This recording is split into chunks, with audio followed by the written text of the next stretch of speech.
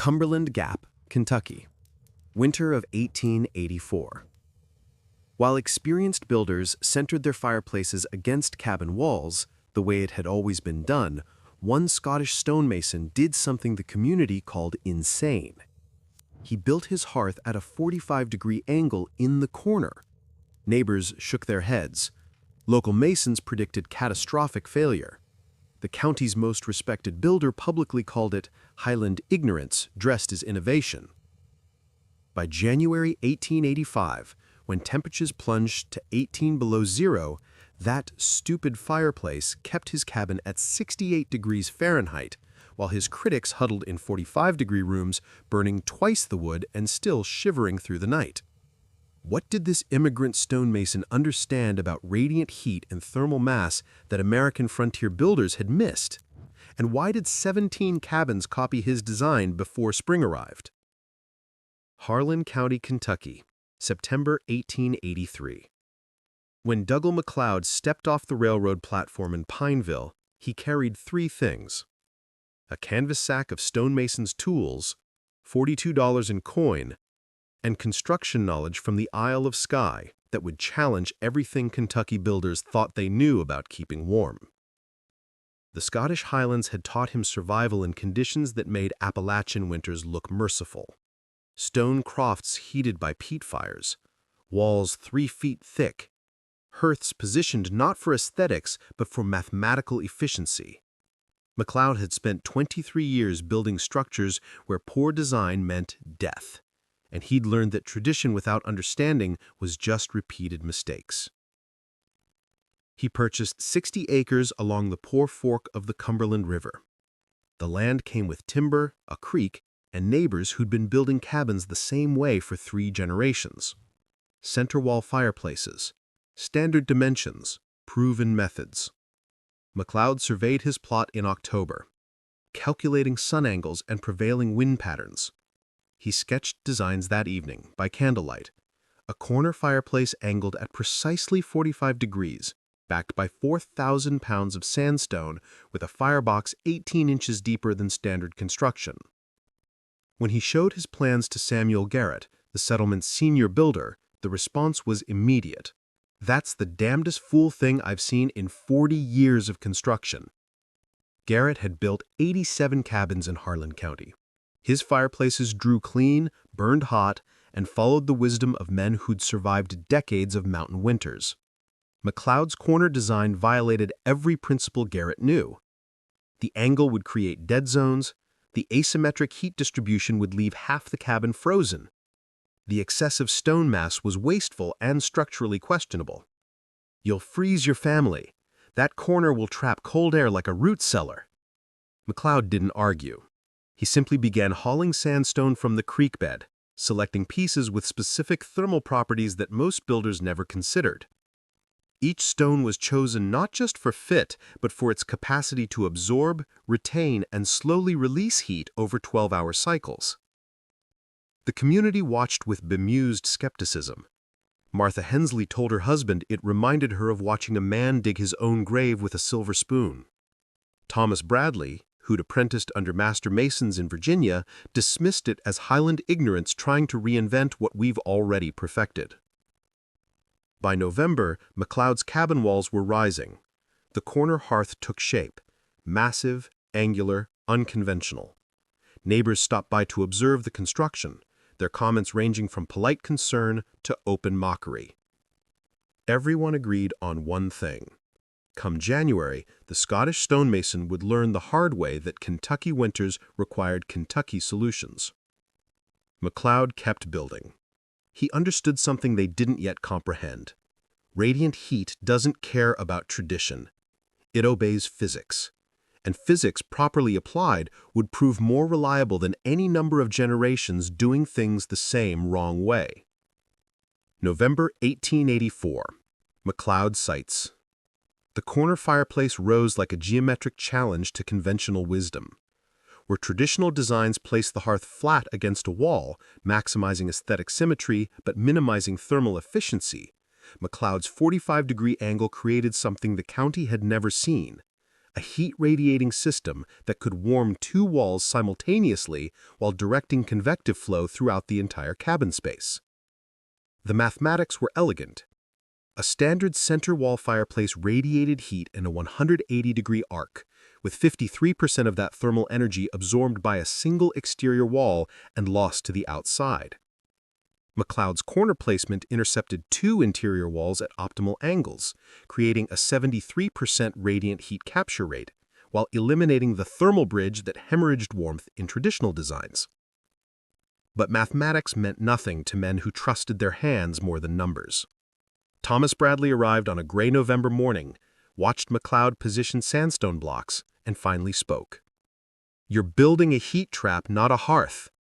That angle will create eddies in the smoke draft. Your family will choke on their own fire." Mloud set down his trowel. "The angle increases surface area by 40%. More stone exposed to flame means more thermal mass storing heat." "Thermal mass?" Bradley's laugh was sharp. "Fancy words for a heavy pile of rock that'll crack come first hard freeze." What Bradley couldn't see, what his 40 years of traditional construction had never required him to understand, was that Mloud wasn't just stacking stone. He was building a thermal battery. The 4,000 pounds of sandstone would absorb heat during active burning, then release it slowly over the following 12 hours. A center wall fireplace heated air. Mloud's corner system heated mass. The firebox itself defied standards. 18 inches deep instead of the typical 12. The increased depth allowed for a larger coal bed, the actual source of sustained heat in any wood-burning system.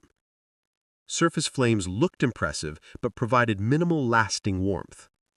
A deep bed of hardwood coals, however, maintained consistent temperatures for hours after the last log was added.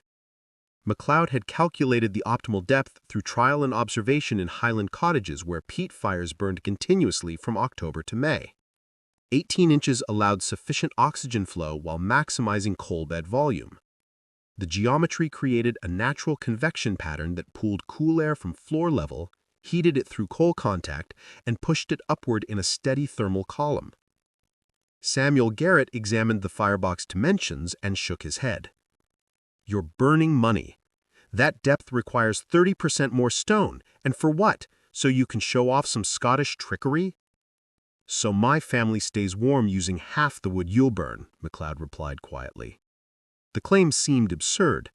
Every experienced builder knew that heat output correlated directly with fuel consumption. Burn less wood, get less heat. It was physics, or so they believed. What they'd never questioned was efficiency. Their center wall fireplaces converted roughly 32% of wood's potential energy into usable cabin heat. The remaining 68% escaped up the chimney or leaked through exterior walls. Mloud's design, with its thermal mass storage and optimized radiant geometry, could theoretically reach 58% efficiency. Theoretically. In practice, winter would be the judge. By December, Mloud's cabin was complete. The corner hearth dominated the interior space, massive, angular, unmistakably foreign. Martha Hensley visited once, studied the unusual stonework, and told her husband it looked like a pagan altar built by someone who'd never seen a proper Christian home. The mockery had evolved from concern to certainty. The Scottish stonemason had built a failure. Come January, when real cold arrived, that corner monstrosity would prove itself exactly as foolish as everyone predicted. Mloud moved his family in on December 18th. He split 2 cords of seasoned oak and stacked them under a shelter he'd built specifically for wood storage, another eccentricity the neighbors noted. Everyone knew you just piled firewood against a cabin wall. Everything about the man's approach was wrong, and everyone was certain they'd be proven right. December 1884, inside Mloud's cabin.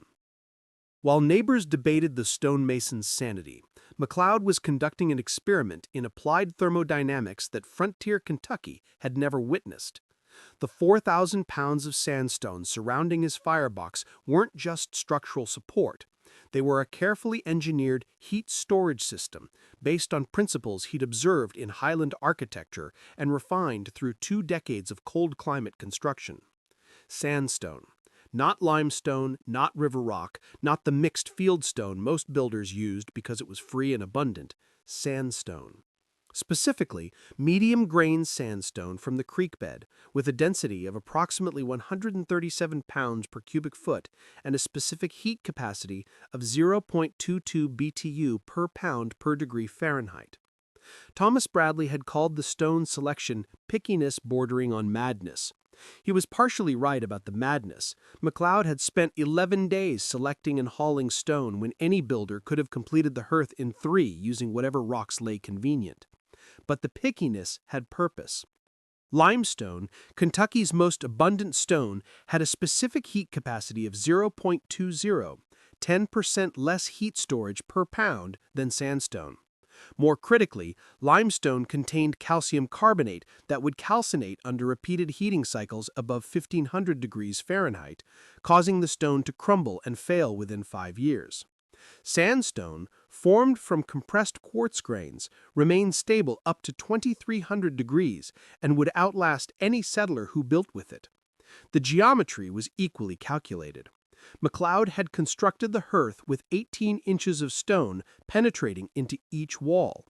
This wasn't aesthetic whimsy, it was thermal bridge elimination. In traditional center wall fireplaces, the stone mass ended at the cabin's exterior wall, creating a direct thermal pathway for heat to escape. Mloud's corner design placed the hottest stone entirely within the interior space, with cabin walls wrapping around it like insulation. The 45-degree angle multiplied the effect. By positioning the hearth across the corner, Mloud created 42 linear feet of stone surface radiating into the cabin, compared to 18 feet in a standard flat wall installation. More surface area meant more radiant heat transfer, the same reason blacksmiths shape metal into fins, and why the human body evolved with high surface area to volume organs for heat exchange. But the true innovation lay in the firebox depth and coal bed strategy. Every experienced Kentucky builder knew you needed flame to stay warm, big fires, lots of wood, constant feeding. The bigger the blaze, the warmer the cabin, or so decades of practice had taught them. They were burning surface fuel for visual flame, achieving maybe 3 hours of useful heat per firing before needing to reload. Mloud was burning for coal bed development. The 18-inch deep firebox allowed him to load hardwood logs in a specific pattern. Large splits at the bottom for structural coal formation, medium splits above for sustained combustion, and kindling on top for ignition. As the fire burned down, it created a deep bed of glowing coals, the actual heat source that would maintain temperature long after visible flames disappeared. Hardwood coals burned at approximately 1100 degrees Fahrenheit. The surrounding sandstone absorbed that thermal energy, its temperature rising slowly but steadily over a 4-hour burn cycle. Once the stone mass reached 600 degrees, far too hot to touch, but well below its structural limits, it would release heat for the next 12 hours, even with no active fire. This was thermal mass battery operation. Charge during active burning, discharge slowly overnight, repeat. Samuel Garrett understood none of this. When he visited in late December and watched Mloud load the firebox with what looked like insufficient wood, he offered advice. "You need 3 times that amount to keep warm tonight." Mloud smiled. "Watch the stone, not the flame. Stone doesn't burn." "No, but it remembers heat longer than fire does." Garrett left shaking his head. Poetic nonsense from a man who'd learned the hard way that Kentucky cold cared nothing for Scottish philosophy. But Mloud wasn't being poetic. He was being precise. The 4,000 pounds of sandstone in his hearth had a total heat storage capacity of 880,000 BTU if raised from 60 degrees to 600 degrees. A standard center wall fireplace with maybe 800 pounds of mixed stone could store perhaps 86,000 BTU under equivalent conditions, 10 times the thermal battery capacity, half the wood consumption. and a radiant heat distribution pattern that would warm the entire cabin instead of creating hot spots near the fire and frozen corners everywhere. The mathematics were sound, the physics were irrefutable. But numbers convince no one until winter makes them truth. Late December 1884, Harlan County settlement. Opinion had solidified into certainty. The Scottish stonemason's corner fireplace wasn't just unconventional, it was demonstrably wrong. And the community's most experienced builders were eager to explain exactly why. Thomas Bradley held court at Garrett's workshop 3 days after Christmas. 8 men gathered around a potbelly stove while wind rattled the plank walls. The subject, inevitably, was Mloud's folly. Basic convection, Bradley explained, his tone professorial. Heat rises straight up. A center wall fireplace pushes that heat toward the cabin's peak, where it spreads and descends along the opposite wall, creates a circulation pattern. Mloud's corner design traps heat in one section, leaves the rest frozen. Heads nodded. It made sense. Heat rises, everyone knew that. A corner placement would create a dead zone in the opposite corner, unheated space where cold would pool like water in a low spot. Samuel Garrett added his concerns, and that massive stone surround he's built, 30% more material than necessary. Takes longer to heat, takes longer to warm the space. By the time that stone is hot, his family's been cold for hours. My hearth puts heat in the air immediately. More nods. Immediate heat. That's what mattered. When you came in from working in freezing temperatures, you needed warmth now, not hours later. Mloud's thermal mass strategy seemed like planning for tomorrow while suffering today. Martha Hensley's husband, James, contributed practical observation. Watched him load that firebox last week. Half the wood I use, logs barely covering the bottom. Man's going to learn you can't heat a cabin on kindling and optimism. Laughter rippled through the group. It was funny because it was true. Everyone had seen Mloud's minimalist fires, so small they seemed more appropriate for cooking than heating. The Scot was clearly inexperienced with real winter, trying to conserve wood he'd need to burn freely once serious cold arrived. But beneath the mockery ran genuine concern. Mloud had a wife and 2 children in that cabin. His design eccentricities were one thing when they only affected him, but risking family safety was different. Several men had offered advice, tried to help him understand Kentucky winter realities. He'd listened politely and continued doing everything wrong. Pride, Bradley concluded. Man can't admit he doesn't know what he doesn't know. Brought his Highland methods to Appalachian mountains and assumed they'd work. They won't. What none of them understood, what their experience had never required them to consider, was that Mloud wasn't assuming anything. He'd calculated. The 45-degree hearth placement created optimal radiant heat angles to both interior walls. The thermal mass didn't trap heat inefficiently. It stored and released it in controlled cycles. The smaller fires weren't inadequate. They were precisely sized for sustained coal bed development rather than wasteful flame production. But calculation meant nothing against communal certainty. 87 cabins built by Garrett's methods. Decades of collective experience. Proven systems that had kept families alive through countless winters. Against that weight of tradition, one immigrant's contrary approach seemed not innovative but delusional. The verdict was unanimous. Come hard freeze, the Scottish stonemason would discover his mistake. His family would survive, neighbors would ensure that, offering shelter when the corner hearth's inevitable failure left them dangerously cold. But the lesson would be learned. Sometimes traditional wisdom existed for good reason. Martha Hensley expressed it most bluntly when her husband reported the workshop conversation. That man's going to freeze his children to prove a point. And when he does, every soul in this county will know you can't improve on what works just because you think you're clever. The community wasn't being cruel. They were being protective of standards, of proven methods, of the knowledge that had literally kept them alive. Mloud's rejection of those standards felt like more than architectural choice. It felt like arrogance. And winter was coming to teach him humility. December faded into early January. Temperatures dropped into the 20s, then the teens. Cabins throughout the settlement burned through firewood, families huddling close to center wall hearths that radiated heat in familiar, trusted patterns. Smoke rose from every chimney in thick, constant columns. Except Mloud's. His chimney produced only thin wisps, another sign, everyone agreed, that inadequate fires were failing to heat his space. The man was too stubborn to admit error, too proud to ask for help before crisis forced the issue. Crisis, they believed, was imminent. The calendar showed January 10th. The truly killing cold, the kind that tested every cabin, every hearth, every family's winter preparation, was perhaps 48 hours away. And when it arrived, the community's verdict would be rendered not in words, but in degrees Fahrenheit. The only question was whether the Scottish stonemason would accept reality before his stubbornness cost more than pride. January 12, 1885, 4 a.m. The temperature had been falling for 36 hours. By dawn, Thomas Bradley's outdoor thermometer, the only calibrated instrument in the settlement, registered 18 degrees below 0 Fahrenheit, -27 Celsius. Cold that turned breath into ice crystals before it left your mouth. Cold that made seasoned oak split like gunshots in the night. Cold that killed. Samuel Garrett woke to find frost on the inside of his cabin walls.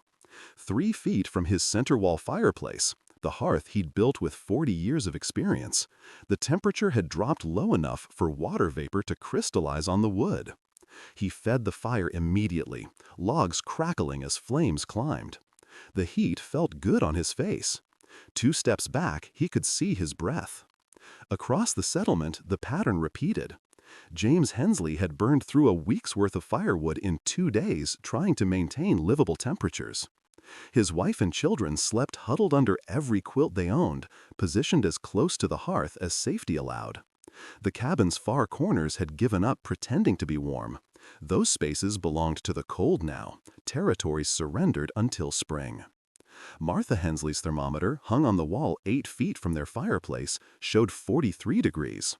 With a fire burning hot enough that they couldn't approach within 4 feet without discomfort, the cabin's average temperature was 11 degrees above freezing.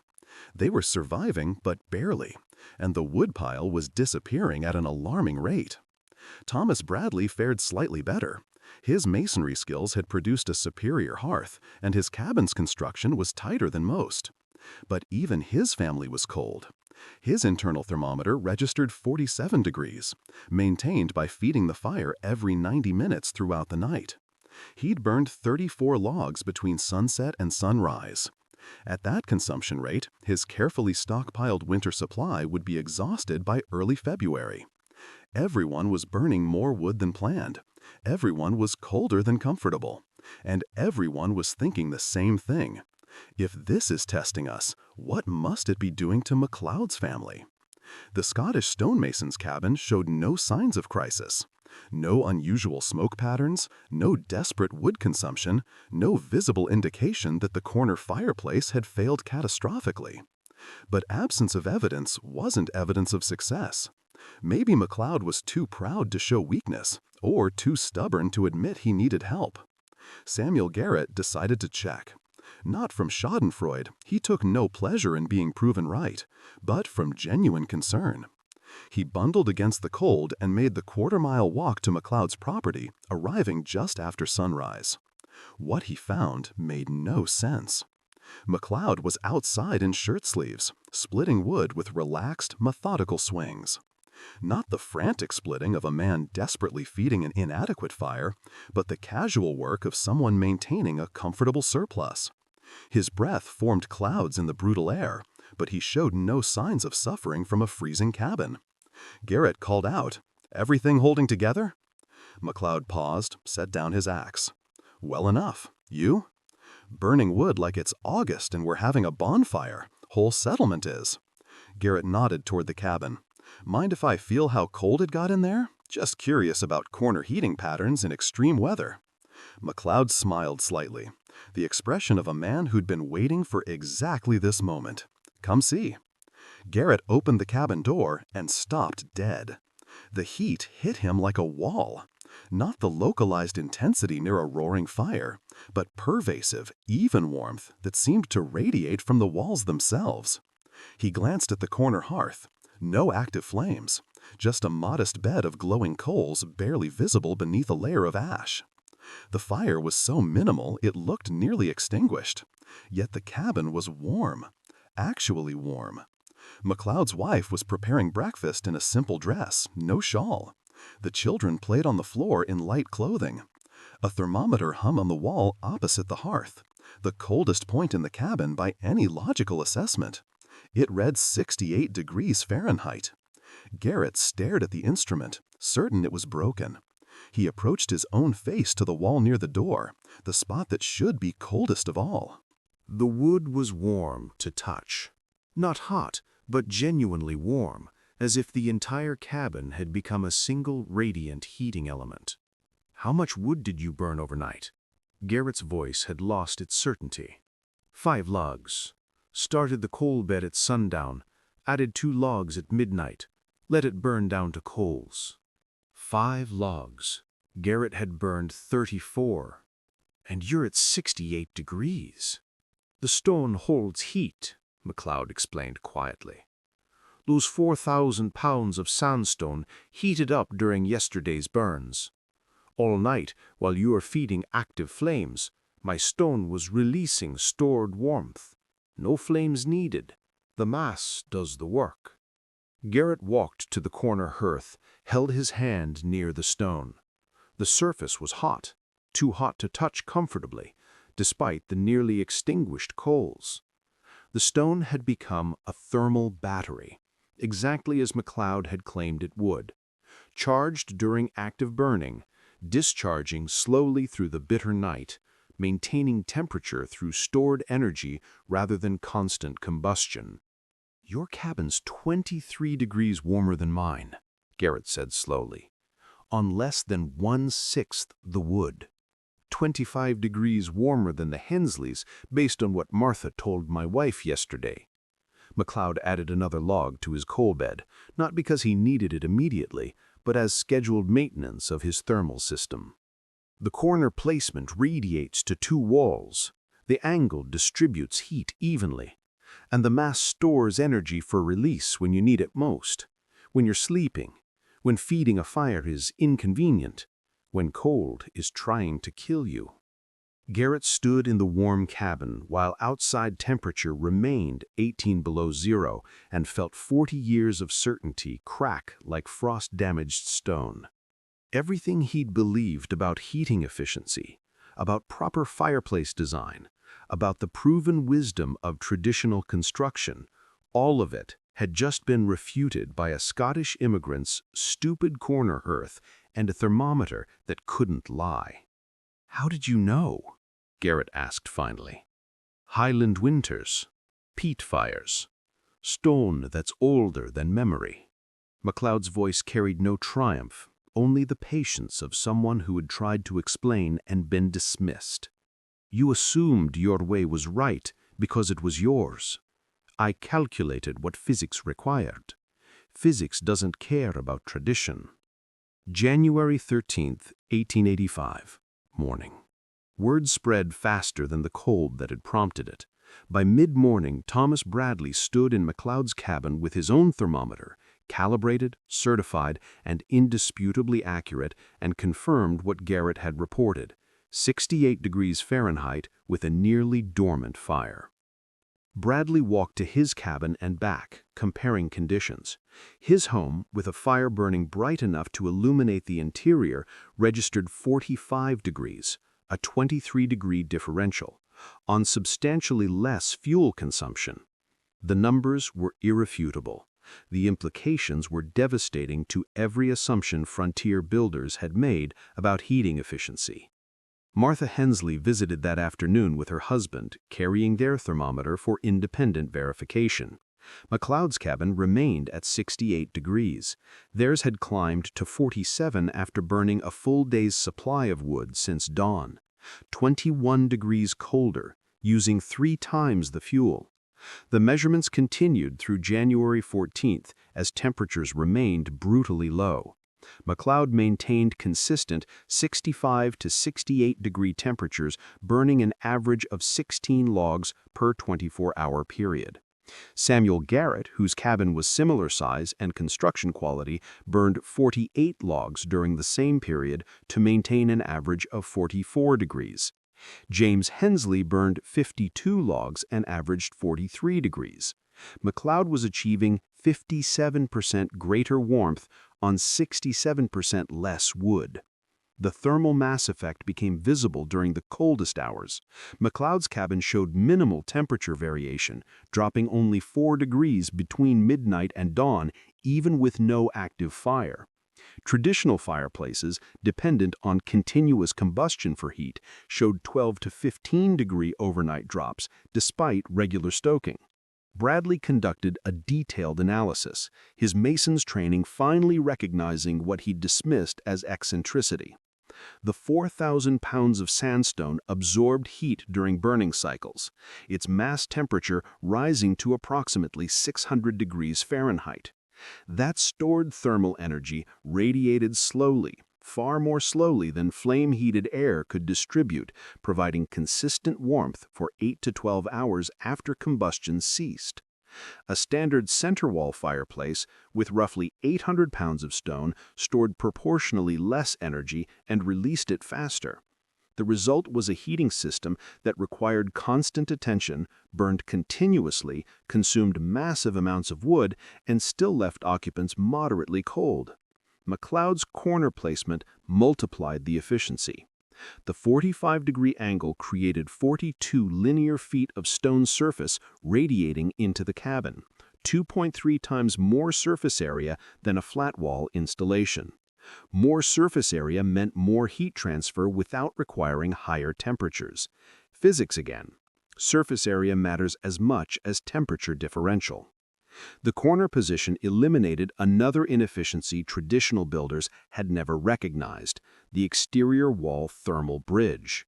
In center wall designs, the hottest stone sat directly against an exterior wall, the cabin's thinnest barrier between inside heat and outside cold. Heat flowed through that wall like water through cheesecloth, lost to frigid air on the other side. Mloud's corner hearth placed its maximum thermal mass entirely within the interior space, wrapped by cabin walls on two sides. Those walls became secondary radiators themselves, absorbing heat from the stone and releasing it throughout the space. The system turned the entire corner into a heating element rather than just the hearth itself. The firebox depth contributed measurably to efficiency. Mloud's 18-inch design allowed for substantial coal bed development, the actual heat source that outlasted visible flames by hours. Shallow fireboxes produced impressive flames but minimal coals, requiring constant fuel addition. Deep fireboxes created lasting coal beds that maintained temperature long after logs had been reduced to embers. Bradley calculated the BTU output based on wood consumption and temperature maintenance. Mloud's system extracted approximately 5,800 BTU per pound of oak, compared to the 3,400 BTU per pound of oak that traditional fireplaces achieved. The difference was thermal mass storage, capturing heat that would otherwise escape up the chimney and releasing it slowly when most needed. The financial implications were stark. At current wood consumption rates, Mloud would use approximately 4.2 cords of wood fire through the winter. Bradley would use 11.3 cords. The Hensleys would burn 12.1 cords. At $3 per cord delivered, Mloud would spend roughly $12 on winter heating. His neighbors would spend $34 to $36 for inferior warmth. But the numbers that mattered most weren't financial. They were existential. In extreme cold, when fuel supplies ran low or weather prevented wood gathering, Mloud's thermal mass system could maintain livable temperatures for days on minimal firing. Traditional fireplaces, dependent on continuous combustion for heat, left families vulnerable the moment wood supplies failed. Samuel Garrett stood in Mloud's cabin on the evening of January 14th. Feeling warmth that his own hearth couldn't provide, and finally asked the question that mattered. "Will you teach us?" Mloud had waited 5 months to hear those words. His response was immediate. Yes. Late January through March 1885. Harlan County, Settlement. The transformation began with questions. Thomas Bradley arrived at Mloud's cabin on January 16th with measuring tools and a notebook, his pride sufficiently bruised that learning mattered more than ego. He spent 3 hours examining the corner hearth, stone selection, mortar composition, firebox geometry, flue angles, while Mloud explained the thermal physics behind each decision. "The sandstone isn't decorative," Mloud explained, running his hand along the hearth's surface. "Specific heat capacity of 0.22 BTU per pound per degree, 10% better than limestone, 40% better than granite, and it's stable to 2300 degrees, won't calcinate like limestone does above 1500. Bradley wrote rapidly. 40 years of building, and he'd never considered stone chemistry. He'd chosen materials based on availability and workability, never questioning whether different stones had different thermal properties. Mloud was describing construction as applied thermodynamics, a perspective that challenged everything Bradley thought he knew about his craft. "The angle?" Bradley asked. "Optimal radiant heat distribution. Flat wall placement radiates in a 180-degree arc.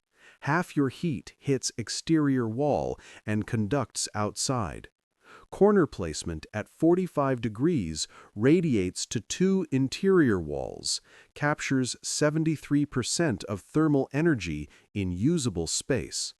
Plus, you get 2.3 times more radiating surface, more area, more heat transfer, same fuel input." Samuel Garrett joined them on the second day, bringing his eldest son to learn. Garrett had already begun planning a corner hearth retrofit for his cabin, but he wanted to understand completely before starting demolition. Mloud walked them through pole bed management, how log size and placement determined burn duration, how ash layer thickness controlled combustion rate, why hardwood species mattered for coaling properties. "Oak coals at 1100 degrees for 6 hours, Mloud demonstrated his loading pattern. "Pine flames at 900 degrees for 2 hours. You want duration and temperature stability, not visual spectacle. The stone doesn't care how pretty the flame is. It measures BTUs absorbed over time." By February, 3 cabins were under active reconstruction. Bradley tackled his own center wall fireplace first, retrofitting it into a corner position with increased stone mass and deeper firebox. The work required partial cabin disassembly, extensive masonry, and precise attention to angles Mloud specified. Bradley's traditional approach would have been faster and simpler. Mloud's method was slower and complex, and demonstrably superior. The Hensleys couldn't afford full reconstruction, but implemented what modifications their budget allowed. James Hensley enlarged his firebox depth from 12 inches to 16, added thermal mass behind the existing hearth with sandstone Mloud helped select, and adjusted his burning technique to emphasize coal bed development. The improvements were modest compared to complete redesign, but measurable nonetheless. Cabin temperature increased by 7 degrees. Wood consumption dropped by 28%. Martha Hensley, who'd been most vocal about the Scottish stonemason's folly, became an unexpected advocate. She'd visited Mloud's cabin during the extreme cold, felt the difference between barely surviving winter and living comfortably through it, and recognized that her mockery had been ignorance defending itself against knowledge. She apologized directly, rare for a frontier woman who'd rarely been wrong about domestic matters. "I called you foolish," she said simply. "I was the fool. Thank you for teaching us anyway." Word spread beyond the immediate settlement. A trapper passing through in early February carried news of the corner fireplace design to communities along the Cumberland. A traveling preacher mentioned it in Pineville. By late February, strangers were appearing at Mloud's cabin, asking questions, taking measurements, sketching diagrams. Mloud answered every question, explained every principle, helped calculate dimensions for different cabin sizes. He charged nothing. The knowledge wasn't his to sell. He'd learned it from Highland builders who'd learned it from their predecessors, accumulated wisdom passed down because survival in harsh climates required engineering excellence, not tradition worship. By March 15th, when spring began softening winter's grip, 17 cabins within 50 miles had incorporated Mloud's corner hearth design, either through complete reconstruction or significant modification. Thomas Bradley, fully converted, was now teaching the technique himself, spreading knowledge that contradicted everything he previously believed but worked too effectively to ignore. The silent revolution wasn't just architectural, it was epistemological. Frontier builders had operated on the assumption that traditional methods were optimal because they were traditional, that generations of practice had refined construction to near perfection. Mloud's success demonstrated the opposite. Tradition without understanding was just accumulated error, repeated because questioning required humility most men lacked. Samuel Garrett expressed it most clearly in late March, watching his rebuilt hearth radiate heat from stone that still held warmth from the previous evening's fire.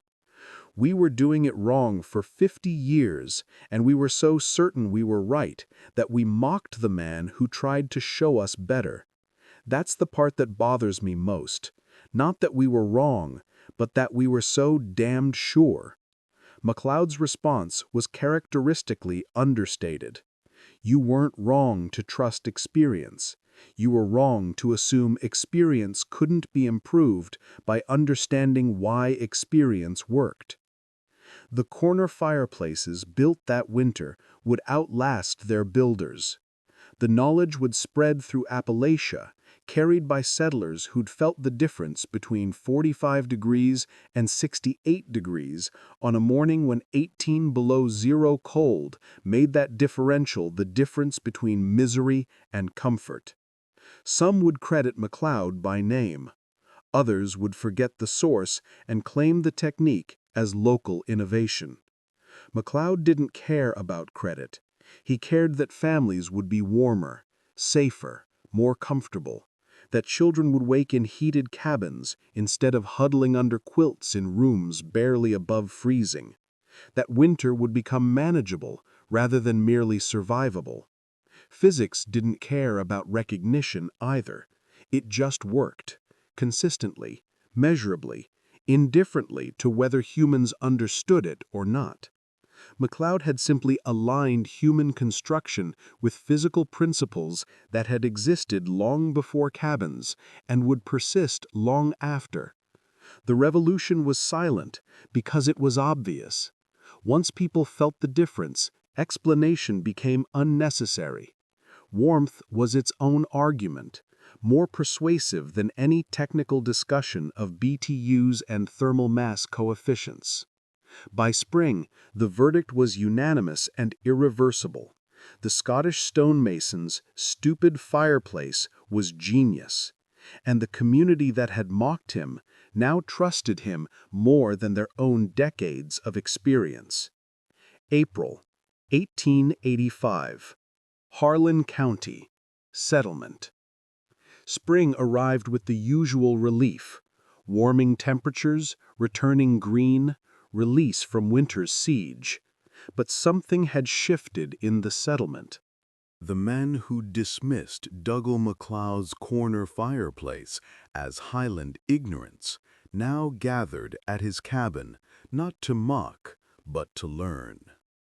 The knowledge that had seemed foreign and foolish in September had become sought-after expertise by April.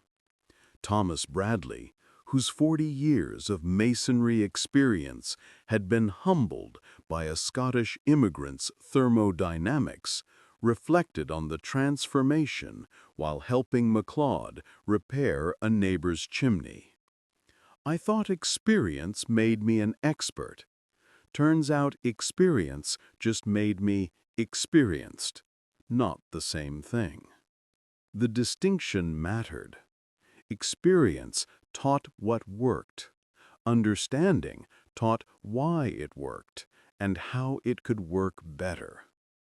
Frontier builders had accumulated vast experience with center wall fireplaces. Decades of practice, thousands of successful installations, reliable heat in countless cabins. But they'd never questioned whether reliable meant optimal, whether good enough to survive was as good as design could get. MacLeod hadn't arrived with superior experience. He'd arrived with superior understanding, knowledge of thermal mass, radiant heat geometry, combustion efficiency, material properties. That understanding let him see inefficiencies experienced builders had stopped noticing, patterns so familiar they'd become invisible. The settlement's initial reaction, mockery, dismissal, certainty that tradition trumped innovation, wasn't unique to 1880s Kentucky. It was human nature defending itself against the discomfort of recognizing that cherished methods might be suboptimal. Easier to call the foreigner foolish than to question whether your own approach could improve. But winter had rendered a verdict that human pride couldn't overturn. 68 degrees versus 45 degrees. 16 logs versus 48 logs. Comfort versus endurance. The numbers didn't care about tradition, experience, or communal consensus. They simply measured reality. What MacLeod had demonstrated, what the settlement had learned through cold that made learning unavoidable, was that ancient wisdom wasn't primitive. The Highland stone heating techniques he'd brought from the Isle of Skye weren't backward Scottish superstition. They were refined engineering, developed through centuries of survival in conditions that made Appalachian winters look merciful. The irony wasn't lost on Samuel Garrett. We called his methods old-fashioned, ignorant, obsolete. Turns out our methods were primitive and his were sophisticated. We just couldn't tell the difference because we'd never questioned our own assumptions. This pattern, dismissing traditional knowledge as outdated, then discovering it contained insights modern practice had lost, would repeat throughout history. Indigenous building techniques dismissed by colonial engineers, then validated by contemporary thermal science. Ancient agricultural methods, scorned as primitive, then recognized as sustainable systems refined through millennia. Folk medicine ridiculed as superstition, then analyzed to reveal pharmacologically active compounds. The mistake wasn't trusting tradition. The mistake was assuming that new or familiar automatically meant better, that traditional automatically meant inferior. MacLeod's corner fireplace wasn't innovative because it was novel. It was innovative because it applied principles older than any of the settlement's experienced builders. By late April, Mloud's cabin had become an informal classroom. Young builders came to learn thermal mass calculations. Experienced masons came to understand stone chemistry. Fathers brought sons to teach them that knowledge mattered more than pride, that admitting ignorance was stronger than defending error. Martha Hensley, whose initial mockery had been most vocal, brought her daughters to meet Mloud's wife, not for construction knowledge, but for the meta-lesson. When someone knows something you don't, the smart response is listening, not dismissing. I taught you girls wrong when I made fun of this family. Learn better than your mother did. The technical knowledge spread through the settlement and beyond. Corner placement angles, thermal mass calculations, firebox depth ratios, coal bed management. But the deeper lesson spread further. Dismissing traditional knowledge as primitive often revealed not their ignorance, but ours. What looked like backwards superstition was frequently sophisticated engineering expressed in the language of practice rather than theory. Mloud never claimed his corner fireplace was revolutionary. He insisted repeatedly that he'd simply applied principles Highland builders had understood for centuries. The innovation wasn't inventing new physics. It was remembering old wisdom that American frontier settlement had never learned or had forgotten in the rush to build quickly and cheaply. There's nothing new here, he told Thomas Bradley in late April, watching another settler arrive to study the hearth design. My grandfather built like this. His grandfather built like this. They didn't call it thermal mass or radiant heat geometry. They just knew that stone holds warmth and corners heat better than flat walls. I know the physics terms, but the practice is older than written language. Bradley nodded slowly. We thought we were the ones who knew better. Turns out we were the primitives building inefficiently, while calling sophisticated engineering backwards.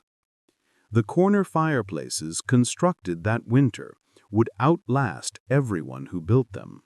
Some would warm families for 100 years.